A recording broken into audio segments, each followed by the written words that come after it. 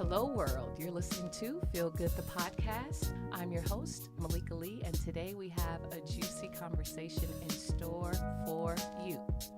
My guests, they're a couple. They've been together 17 years, even though they only look like they're 25. And they have two wonderful children, a daughter and a son. Lakesha Gates is a certified small business consultant and life coach and the author of 3 ebooks, The 4-Quarter Year, Guide to Goal Setting and Vision Boards. Working with her clients, she encourages them with a common sense, no nonsense, tell it like it is approach, which I'm sure you'll get a dose of a little bit of that today. Her website is www.lakeshagates.com. And her husband, Jeron Bookie Gates, founded Baseball Beyond Borders in 2007, which exposes urban kids of color to the sport while developing their skills through mentorship, tournaments, camps, and clinics. He prides himself on equipping leaders for community transformation. And his website is https://baseballbeyond.org. So our topic today with this lovely couple is about life after infidelity. Welcome both to the show. Thank you for having us. Yeah. I'm so happy that you all are here. And infidelity is a hot topic. We see it so often, especially if you're watching television, if you're watching the internet, anything. Mm-hmm. And so we just really appreciate you for coming and trusting this show to share some of your stories so that we can learn from it. Yeah. Yes. Well, we're learning as well. It's a part of our story. But what you probably don't know is Malika was actually there at the beginning of our relationship in high school. So not only are we been married 17 years, we've been together for 24.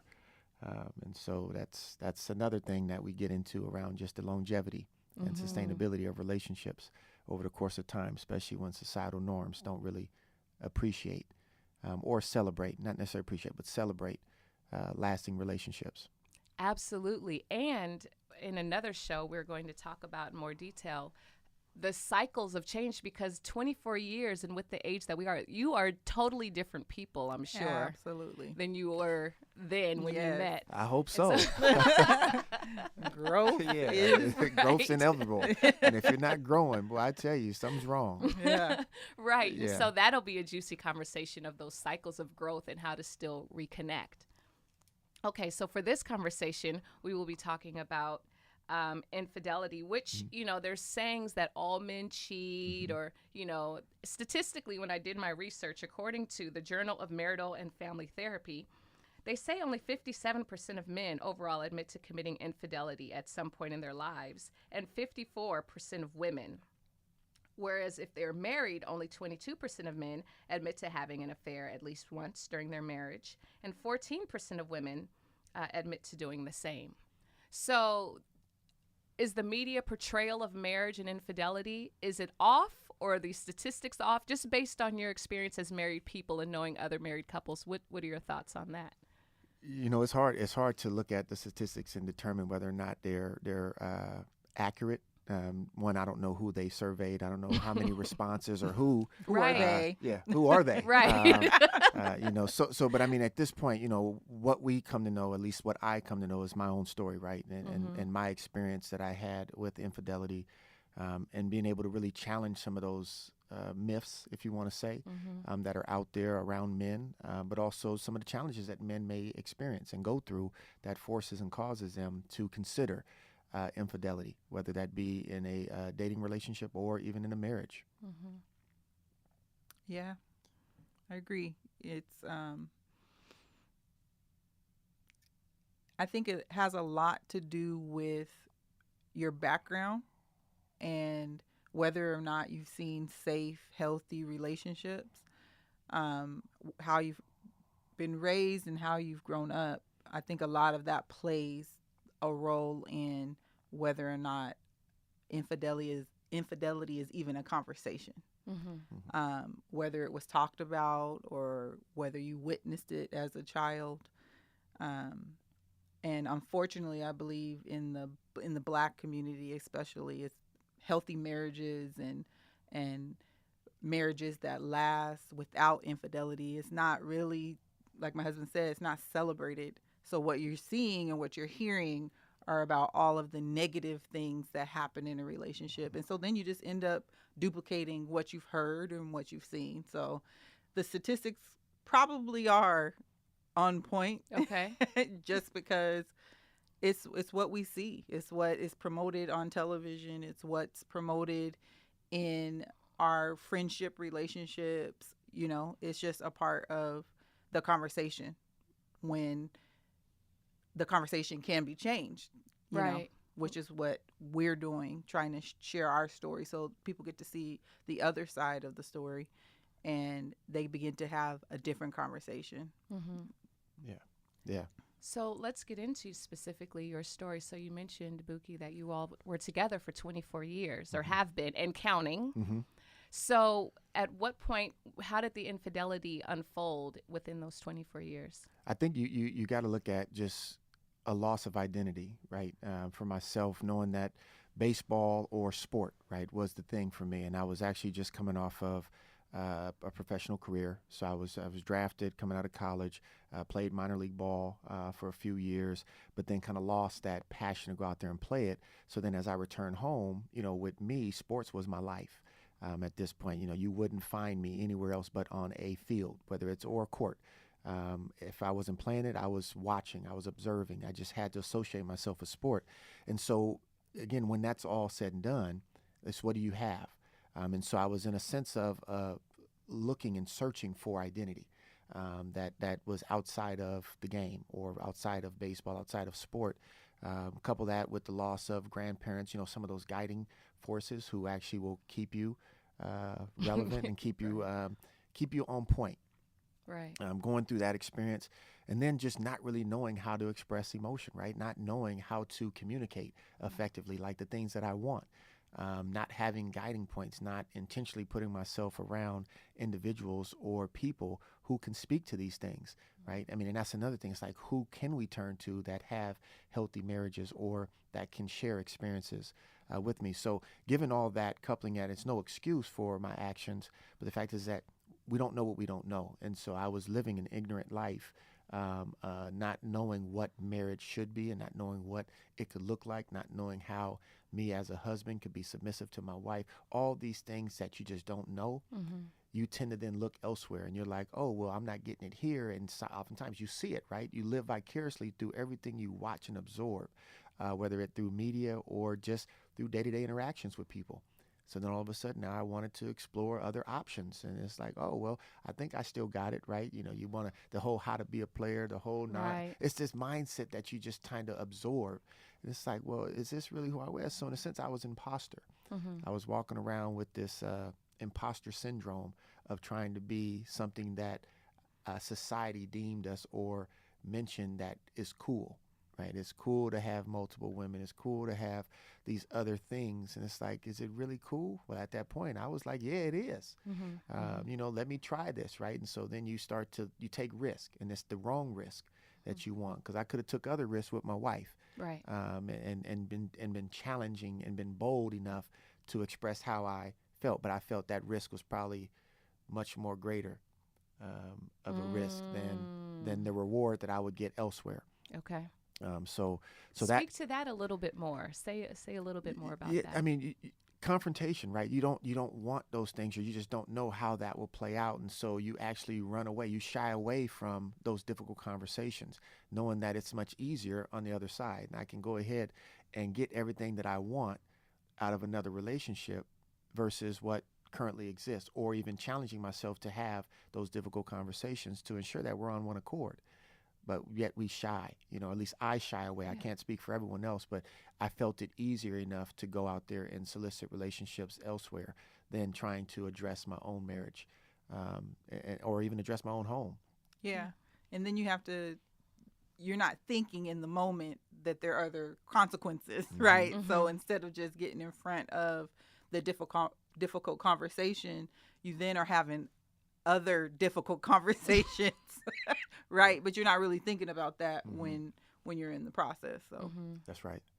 So when I say a learning moment, definitely a learning moment to understand kind of, one, who was I? right? I mean, you're going through this process. You're really not thinking about that. And it literally took me probably a year and a half to 2 years to really understand who I really was, even going through the process in itself. Thank God for the process, because we wouldn't be where we're at today if we didn't have that. That doesn't mean that I'm telling everybody to go out there and do it just so they can experience it, so that they can then eventually come to gripes with who they are. No, everyone has their own story behind that. But if I had a way, I definitely wouldn't want to go that direction. I feel as if I could have had the difficult conversation at the very beginning. It would have been a lot more easier. What would have been the difficult conversation? What would you have said? Just expressing your wants and desires, right? But then again, I can say that it's easy enough for me to express my wants and desires, but is that really what I want and desire? Or is that, again, another cultural misnomer that you tend to find because that's what a marriage is supposed to look like? And I think those are things that we just had no idea of what a husband's role was. We had no idea of what a wife's role was. And so we had to learn through that process. So the difficult conversation was really just one, facing your wife, right? And saying, hey, these are what I desire. This is what you're doing. This is what you're not doing. No one wants to hear that.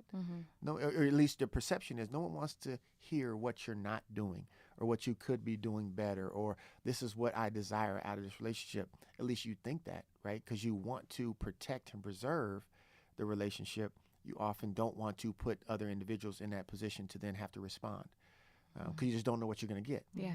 And isn't it ironic that sometimes our very intention or our fear to protect and preserve, that we avoid the things that end up being destructive and threatening to our relationship in the first place? Absolutely. It's like an interesting paradox with that. Yeah. And so, Keisha, while Bookie had all these things going on, what was going on for and with you? Were you aware of his sense of identity and grappling with that? And what was going on in your life? Not to the depths of what we learned after going through everything that we went through, because you got to understand, we were young.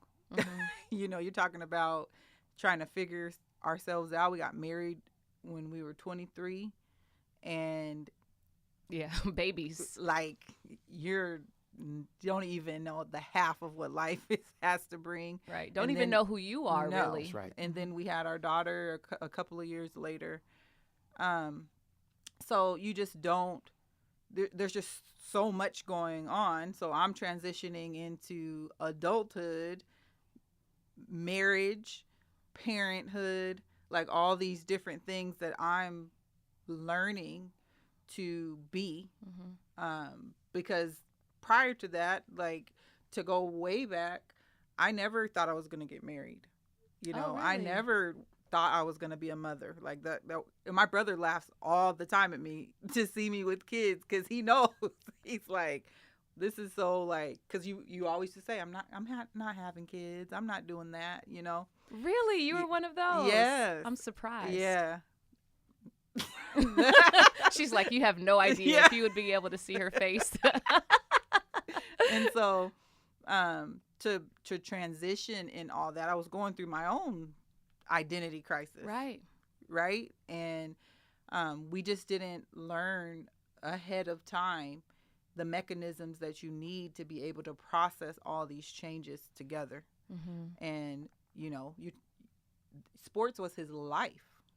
You know what I'm saying? And to have it abruptly stop, like, is such a hard mountain to climb, because then you're having to find who you are in the world after you've identified yourself as a certain way, and people have come to know you as a certain way.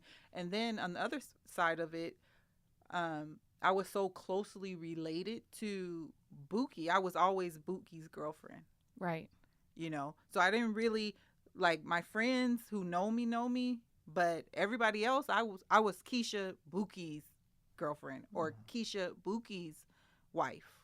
And so there just was a lot happening. So I didn't have enough time to really focus on what he was processing or going through, or not saying, or maybe I wasn't hearing him when he was trying to, because I just had my own stuff going on that I was processing through too. So, which is life, right? Yes, that's normal. exactly. And ongoing. So let's get into a little bit more of the details. What do you all consider infidelity? Because there's a broad spectrum depending on the person, that depends on the answer of what it is. Yeah. So what do you all individually say it is? Hopefully it matches and you all have a shared agreement. Yeah, no, and I think either way we respond to this, it pretty much is in alignment. I mean, from a standpoint of just a relationship that's taken place between a husband and a wife, or even a male and a female. And when you look at infidelity in this sense, is really the interaction, not only just physical, but just the emotional and the mental intimacy that comes with that. Because then that leads to further disruption. What we don't realize that, right? And I think we just associate with, sometimes we just look at it as that's just a friend, or there's nothing really physical about this. Well, there's something about that. Otherwise, you wouldn't continue to have those dialogues and those conversations.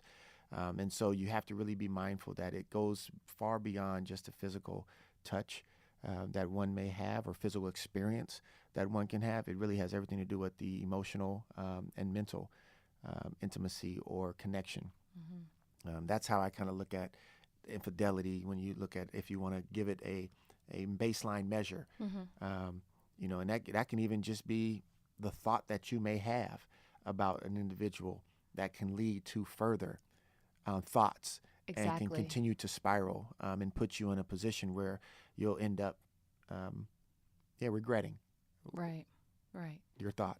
Yes. And Keisha, do you agree with that, or do you have anything to add? I definitely agree with that. I would just add, anytime you have to go to someone else for something that you know you should or could be going to your spouse about,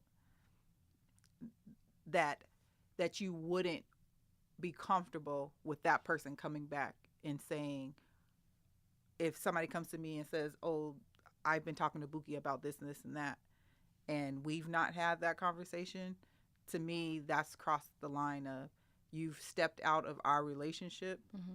to go find or meet a need somewhere else when you should have been coming to me. Mm-hmm. So, yeah.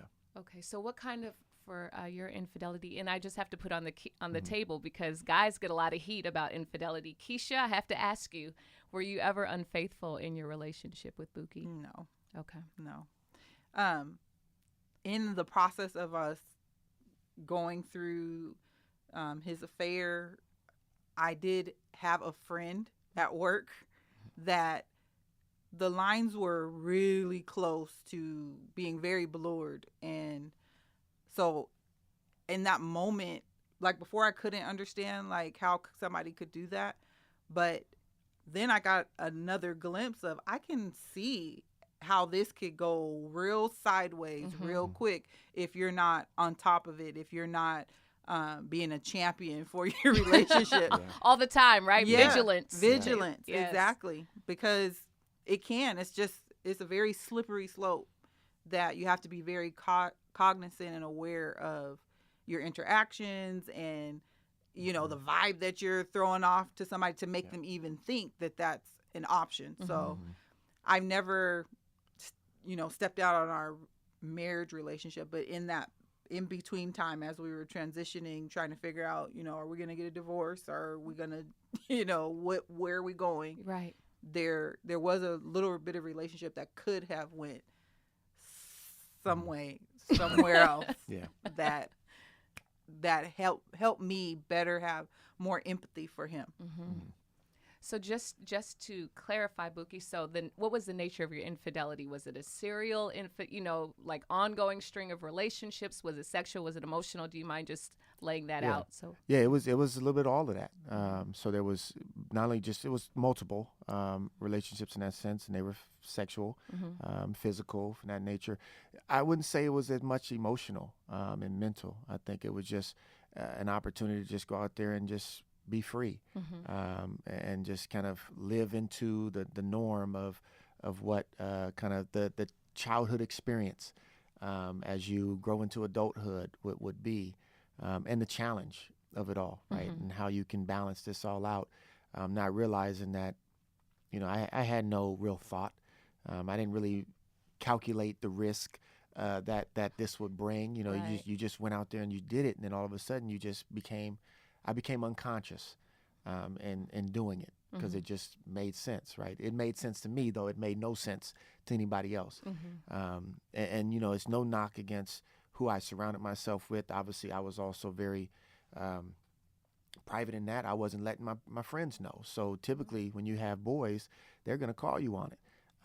But they also got to be in the right space. And if they're also not in a covenant commitment or a relationship for that magnitude, what can they say other than maybe cheer you on or Right. or and so then you get that and it's like, oh, well, maybe I'm not wrong in what I'm doing. So I think a lot of that played to it, but ultimately it was just more seeking the physical intimacy that was just, not to say that it was lost, and by no means was it lost in my own marriage. It just never really had the time or took the time to ask and have the conversation around what is it like to be physically intimate with your spouse, and the mandate that is called with that, right, with the submission and other factors around the domain that you have as a husband and wife. So ultimately it was, an experience that I was just seeking, a thrill. I'll just say that it was a thrill that I was on, and that came to a screeching halt. Did it? That's what I wanted to find out. Yeah. How did this all come to? How long did that period last?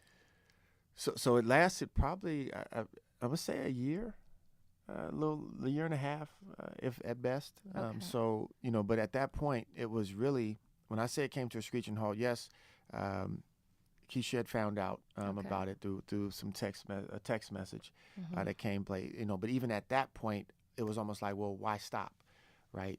So, it still would happen, but when I say it came to a screeching halt, yes, it did. As I was sleeping, I was laying down, I was dreaming, whether I'm dreaming or it was the Holy Spirit. I'd never really been fond of snakes. I'm an animal lover. I love animals, but then it would just happen to be a snake that I was dreaming about, and it was a serpent, right? I mean, literally, it was like this cobra. Obviously, there's biblical connotations when it comes to the serpent, but this was an actual cobra. And as that cobra was facing me eye to eye, it was at a point where it was going to strike or it wasn't. And it struck. And that's when I woke up. And at that point, I just said, I'm done. Like, I can't continue to live the way that I'm living. And it wasn't just solely about this cobra striking about my marriage, but it was also just about my identity.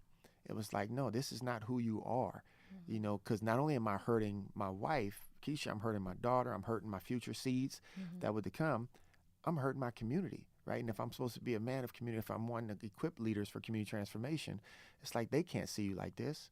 And you shouldn't be, in a sense, the image. This isn't the image we want to be portraying to the community. And at that point, that's when I was like, yeah, it's over. So that's when repairing the damage began. And so that's when I had to really reconcile the relationship with my wife. Not only that, I had to go back and face the ultimate fear of reconciling the relationship of the damage that I've done to those who I was in relationship with.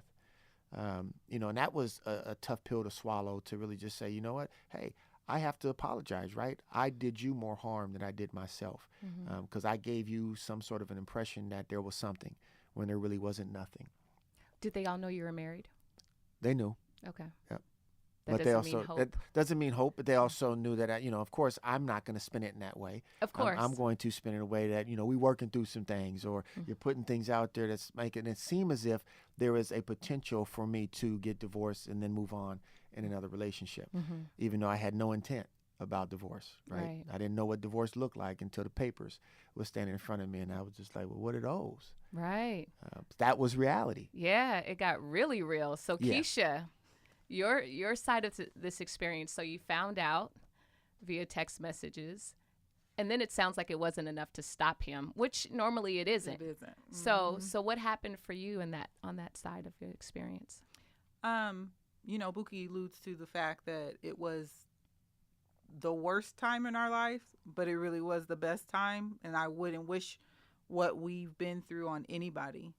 But I grew up a lot during that process and really came into understanding who I am by dealing with this situation. And I think it was an identity issue for me too. So finding out, and this last time, the final kind of, this is it. The last rally. Yeah. That one is the one that almost took us out.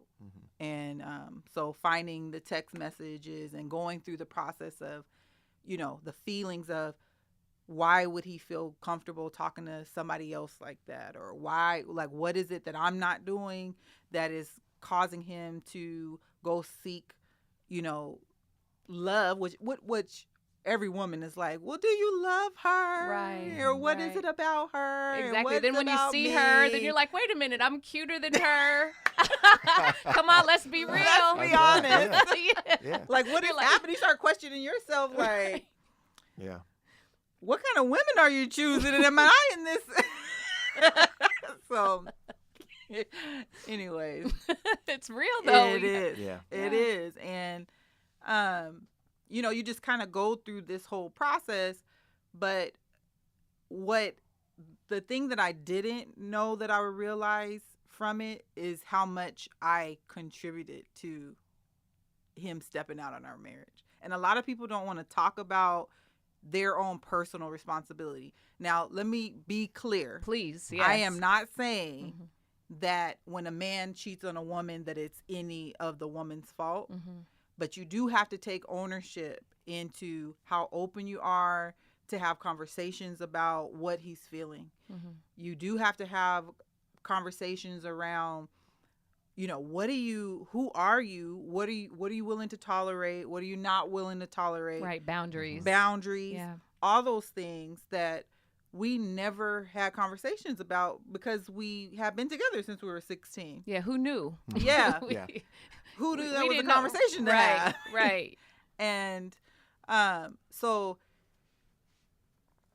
finding out that last time, it made me really deal with some things that I had been carrying for all those years. A lot that didn't have anything to do with him, but had to do with myself. So finding out that he chose to seek love, quote unquote love from someone else, made me do a lot of internalizing. But I reached out to my safety net, my community. We had conversations with my pastor, did counseling sessions with him and his wife. And his wife really helped me get through a lot of the mental stuff that was happening when, just processing that. And we went to go see a licensed counselor as well. But yeah, it's definitely a shock to the system. Yes. And not something that you want to ever feel. I wouldn't wish that on my worst enemy. Yeah. But it definitely was a part of our story that I think, as we look back now, was a necessary part, because it has so much to do with generational curses and just kind of cutting that serpent off at the head, so that our daughter and our son won't have to go through the same things that our parents went through, that their parents, you know what I'm saying? Like, it's just a cycle. Yeah. And you spoke to that at the very beginning of when you're growing up. What are you seeing? Yes. Yes. What was your deal breaker? Were you thinking about leaving? Were you thinking about staying? Like, what was your process? It was a process. So, like I said, initially, we went to go have a conversation with our pastor and kind of went through that. And even that process was hard because people didn't experience Bookie in that way, because who he is now is who he's always been. But he was like someone other than himself. It was a other Bookie that we all were experiencing. So it was almost like a trick on the mind. And so,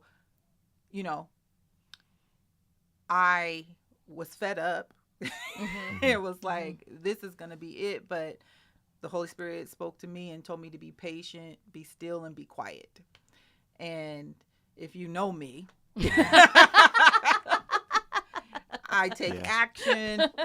Let's come up with a decision. Let's figure this out, what we're going to do. And I definitely am not going to be quiet. So,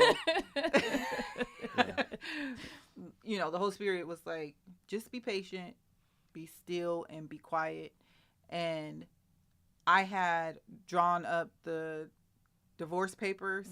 And I kid you not, there's a girl that I used to work with that every time I would go to print the papers, she would catch me. But she knew that I wasn't supposed to be doing that. I had the conversation with her, and she was like, he should just be still, be patient, and be quiet. And so we just went through the process of figuring that out. And eventually we've had enough conversations about what are we doing? Why are we doing this? That I finally made him leave. Okay. And he left out of the house. I don't even really think it was that long before he caught wind to like, this is not my life. And I put up a for sale by owner sign for the house. And we actually had a couple of people come over to look at the home. And that's when I think for him, it was like, okay, it's real. Yeah. This is life as I know it is getting ready to change. And we start having real difficult conversations about, how we're going to raise Sine not being apart. How are we going to move forward in life, interacting, co-parenting, and that kind of stuff. And boundaries were set, and things just got real. Yeah. But like I said, we had lots of conversations around, are you sure we don't want to try to work this out? And I think for Bookie, it was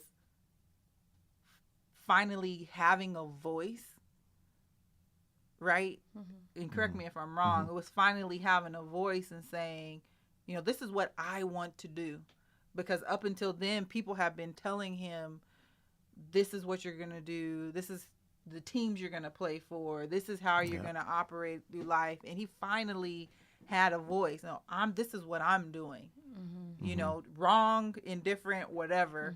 And he and he was trying to exercise his voice just in all the wrong ways. Through the infidelity, is what you're saying. Yeah. Yes.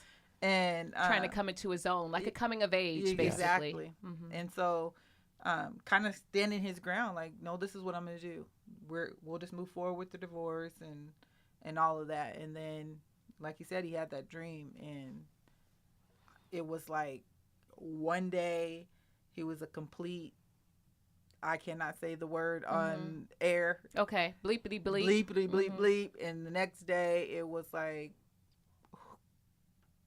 who are you? Like, okay, so we're going to do this now, and we're going to, so it was a complete 180. Wow. Yeah. And you were still receptive. Because sometimes, ladies, when they say, what's that song, when a woman's fed up, I'm not going to give kudos to, that's a whole other. Yeah. But what made you still be open to, now he finally came around. And how much time, let me back up, how much time was it between, when you found out about the text and then this kind of like tumultuous period? It was probably like a year total. Yeah. Okay. It was like a year. It felt longer. Right. Longer than than that. Yeah. But it was about a year from the time that I found the messages to, going through the whole process of seeking counseling, which I can't believe he did in the condition that he was in, to us finally making the decision to renew our vow. So it was probably like a year. So what kept you open to, because sometimes we can become bitter, sometimes we can close our own hearts, especially if there's hurt there. So what allowed you to be open and receptive when Bookie was ready to turn that page? And like I said, the Holy Spirit spoke to me. God, it had to be God. It had to be. But I also went through my own healing process. I went to see a counselor on my own and just realized I was carrying a lot of weight from my past, from growing up, from, people's expectations of me and all this heaviness that I didn't really realize that I was carrying. Yeah. And so by the time he got to that part, I had gone through my own healing process, and I was really ready to move forward in a relationship where I had my own identity. So he was going through his own identity issues, but I was finally coming into who I am. Who is Keisha? What does she like? What will she tolerate? What won't she tolerate? What are her goals? What are her dreams? What what does she want for her family? Like, I didn't have any of those answers prior to that. I was just kind of living life, like going through the day to day. This is what you do. You go to work, you put your kid in ballet, you do all these. I was doing all the things, not really taking the time to sit back and realize, what do I want? Yeah. What am I working toward? Yeah. And I was focusing so much. I talk to my clients about this a lot. We build our life sometimes, not for everybody, but for most, we build our life out of what we don't want. Oh, I don't want to be like how mama and them raised me, or I don't want to be how that situation was. But nobody really takes the time to say, this is what I want. So are we really building a life that is reflective of who we were created to be? Or are we just running away from something and building a life off of something that we don't want to have experience in our adulthood, or pass that down onto our kids? Right. So I really get that's that. what made me, I think, more open and receptive, because it was like, man, like, how much more do we have to experience by finally understanding who we are? Right. Now the real relationship can begin in a way. I want to go back to just a moment before we get into the healing process that started to unfold. Is you mentioned about identity and like coming to a point in your life where things were changing. Baseball had always been an important ingredient and part of your identity. How much do you think identity plays a role in infidelity, and what is that connection? It has a huge role, because if you don't know who you are, you ain't knowing where you're going, or you have no sense of purpose in life. You tend to you'll just fly by the seat of your pants, which is then going to allow you to just flow with the weight of the world, right? And not have a kingdom perspective or a mindset that's going to allow you to flourish and to be put in the best possible position to thrive in a way that's respectable and not going to create any hurt or cause any damage related to whether it's relationships or just own societal upbringing. So that identity plays, a significant factor in knowing, one, who you are and what you're called to. It's really about your vocation, right? Because even in the sense of, people can say, I got a job, right? But it's really not the job that matters, right? It's the vocation, it's the calling. Because even in that job, whether you're a sales rep or a customer service rep, your calling is really about the people. So if you lose track and lose focus of the person that you're called to deal with, then it's not really your calling. It just becomes a job. And I would say statistics probably show a lot of people hate their job. Yes. That's reality. But nobody hates the calling, right? How can you hate the calling is the question. And so when you don't have that sense of identity, obviously you're missing out on the calling. And it's not creating an ability to be purpose-driven for many. And so what you'll find is people flounder, and they wander. They wander in the wilderness, as the Bible will say. But the fact is that the wilderness is a place for refuge. It's a place to grow. Right. But when you wander in that, is there growth? Because you want to stay stuck. When you're wandering means that you're intentionally wanting to just kind of be in the position that you're in and not allowing yourself to move beyond the circumstance. Well, and people can wander. Abraham was in the desert, what they say, 40 years? 40 years. So people can just wander and make that loop. Yeah. And what I'm hearing is really maturity and intention, right? And a lot of times people aren't conscious, as we go through our lives, unless we get a jolt. Yeah. And in some ways it sounds like right. that your experience in your marriage and the infidelity was that jolt. Yes. I'm wondering, did you just have the truth serum and vomit your guts out of everything? I'm just wondering what the rock bottom was to be able to then start to come back up. Yeah, one, I had to just be comfortable with my flaws, right? And being able to speak to those things. And I think that is where I became free. And a lot of that is by way of Pastor Clarence Presley and just his ability to just be there and just be open and to not judge or to critique how I felt or what I was feeling, and just be able to, and I don't want to say I spewed anything out, but I was just authentic. Like, here's where I'm at.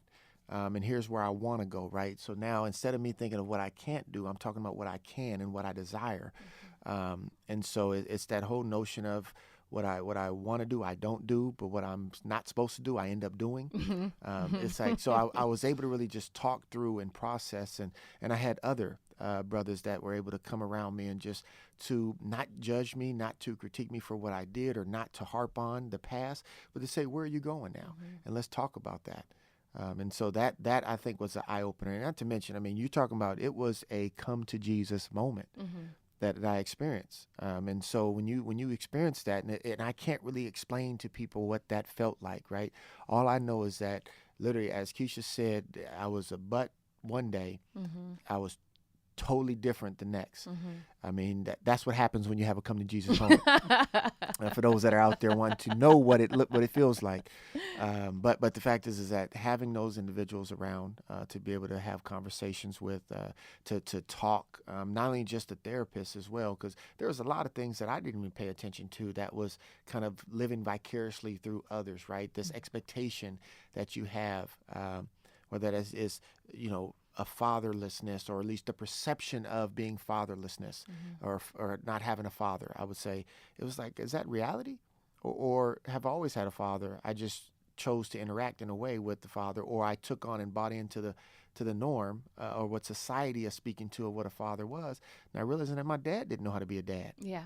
So I'm sitting up here pointing the finger at him and saying I ain't got no father, so I can go out here making every excuse to go do what I wanted to do, instead of facing the reality. And I think once I was able to have that reality check, I became free. I was no longer in bondage. I no longer had to walk in this false sense of identity. And I can talk about it, right? And I have no issues with sharing my flaws, but most people don't. And I think that's something we have to get over. It's like being true. I mean, we want authenticity, but we don't give it. Yeah, that's true. Yeah, well, and he was very, very open with my questions, because there's a lot of questions. Of course. Well, when did you have the time to do that? Or when, and he just became very open, like an open book, which there's a book that our therapist had us read called After the Affair. Okay. And it talks about, anytime you come in contact with that person, you need to let your spouse know. Anytime you have a thought that you maybe want to call, you need to let your spouse know. And it's just about being so open and transparent, because that trust has to be rebuilt. Right. And because once that's broken, that's one of the hardest things to kind of get over, is the trust. But Bookie did an amazing job of calling me, and he still does it now. I don't know if it's just out of habit, 10 years later, 11, actually it's longer than that, 12, 13 years later. And he calls me in the middle of the day, just to call and check in to see how I'm doing, lets me know where he's going, not because he has to, but we've gotten to the point now where we care about what each other is doing. We care. I remember him saying, like, you never ask me when I come home from work how my day was. And honestly, I don't know that I cared, because I had so much stuff going on. Wow, that's real. You know what I'm saying? But now I care. I care about where he's going, and what his ambitions are, and what what excites him. And so we're able to have conversations about those things now, where before that piece was missing. And so we call them honesty check-ins, and we don't have to do them as much anymore, but we still do them. But after we were coming out of that, we were having them all the time. Like, this is how I'm feeling. And just allowing that person to share where they're at, what they're feeling. And it may be their perception of the situation, but getting it off of my chest or getting it off of his chest really helped us begin the healing process.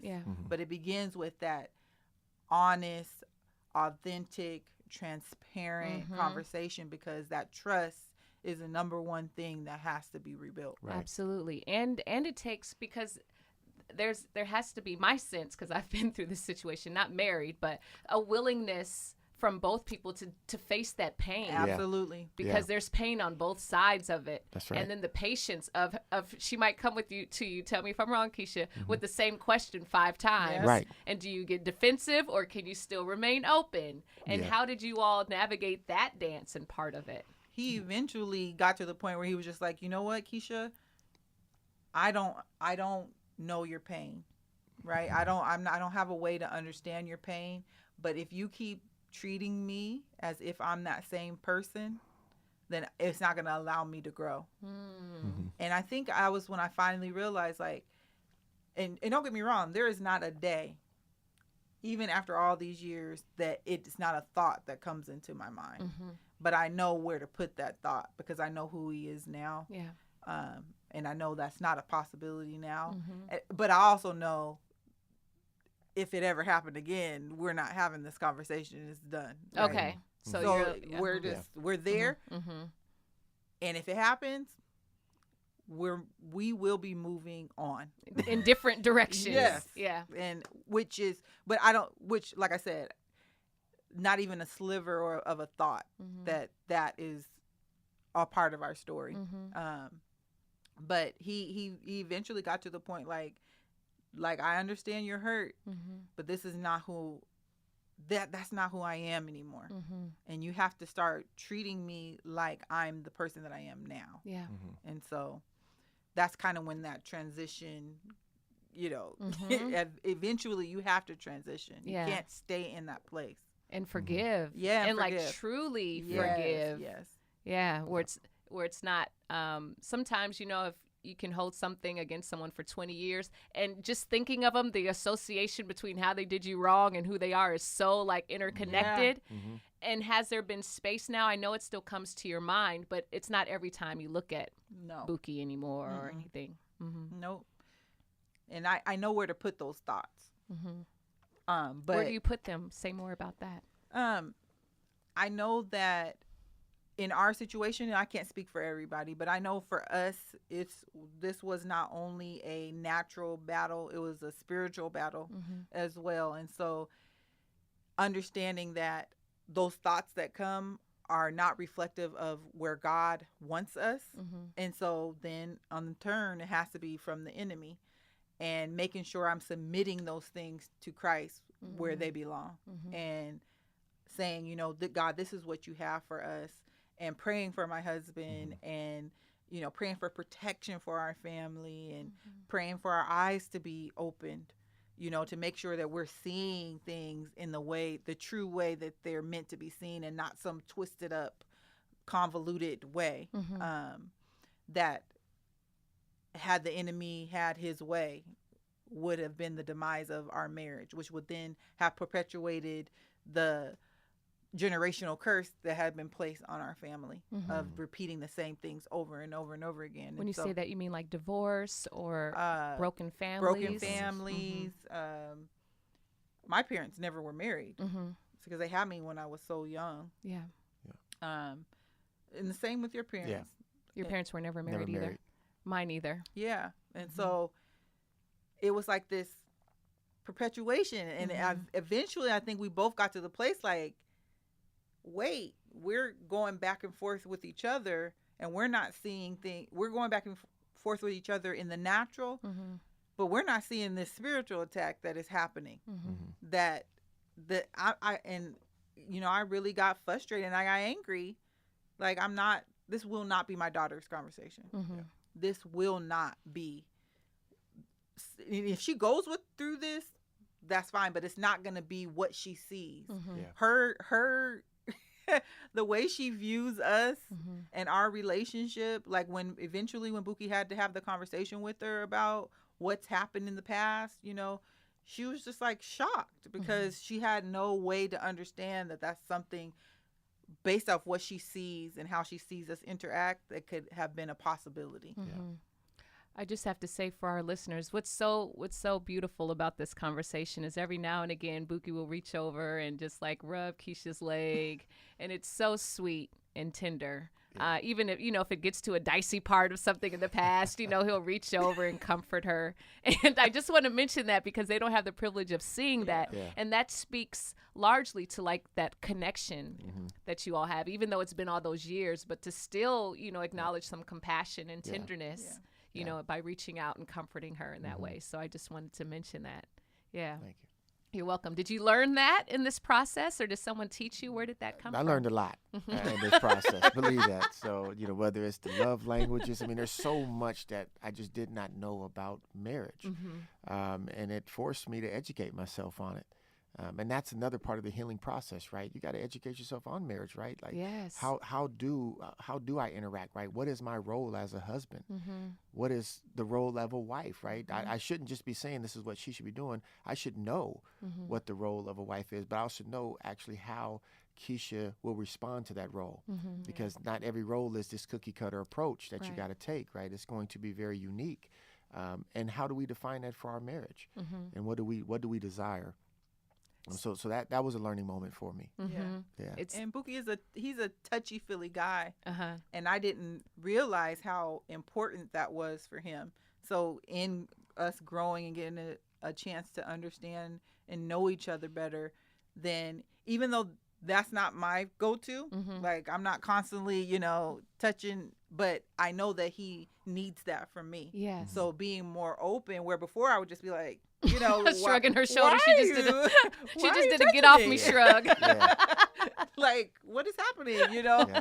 And so there's so many layers to relationships, to marriage that, when we do our sessions with couples, we talk about these things that most people are not having conversation around, and so you have to really get to know somebody on an intimate level. And most people think intimate just means sexual. Right. But it's not. That. Yeah. It's like, it's gotten to the point where we kind of know what each other is thinking, and we say some of the same things, or I'll ask him a question about something he's thinking that he never even said anything out loud, because we're so connected to each other.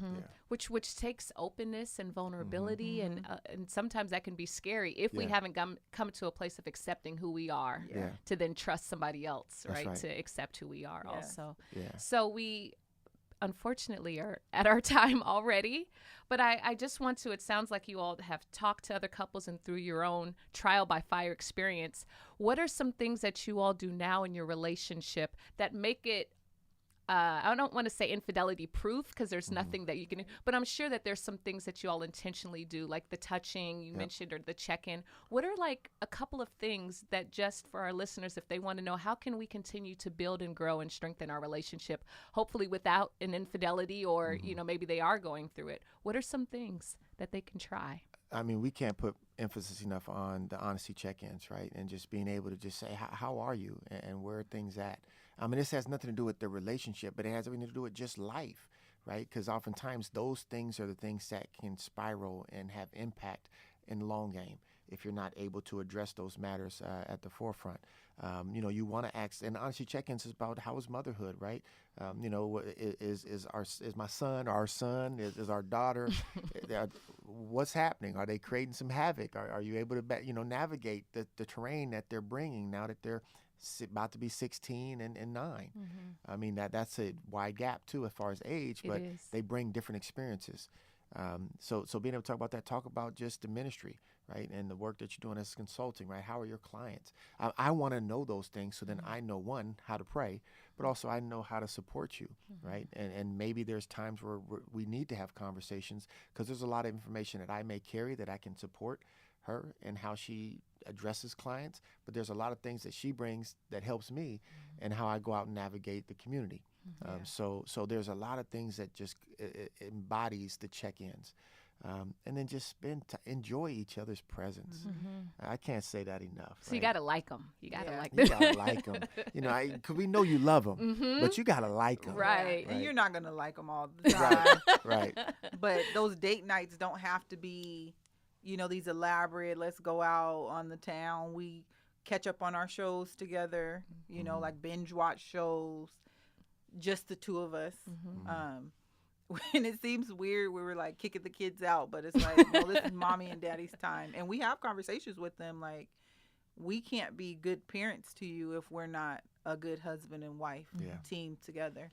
And then another thing we do is these end of the year planning sessions. We go on a overnight retreat where we just sit down and we go over all of our responsibilities and our intentions for the year. We reflect on what we thought, what we planned from the previous year, and kind of celebrate our victories and, rejoice over things that we thought were going to happen that didn't, and set our intentions for the next year. So that has been a big part of us moving forward, just those couple of things. And if you integrate even one of those into your relationship, it really helps to bring you together, because you don't realize how much you do as an individual inside of a relationship. And sometimes you think that your partner knows what's going on, and they really don't. And if you're not on one accord, it just makes it really hard to navigate life together. So yeah, words matter. I'll say that words have a heavy influence on how you view your spouse. And it's really about the power of affirmations. And I think oftentimes I hear this in many couples, I can't stand being around you.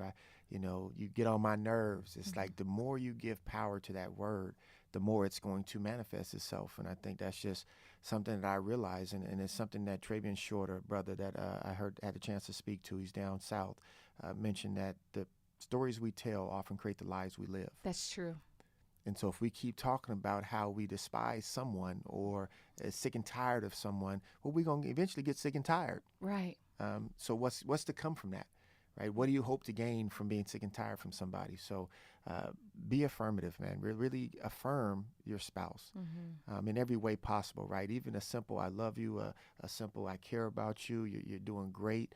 I mean, those things go a long way to affirm that they have a presence, and their presence is being felt by the spouse. And appreciate it. Yes. Absolutely. Thank you so much for listening. Please find me on Instagram at Ms. Malika Lee.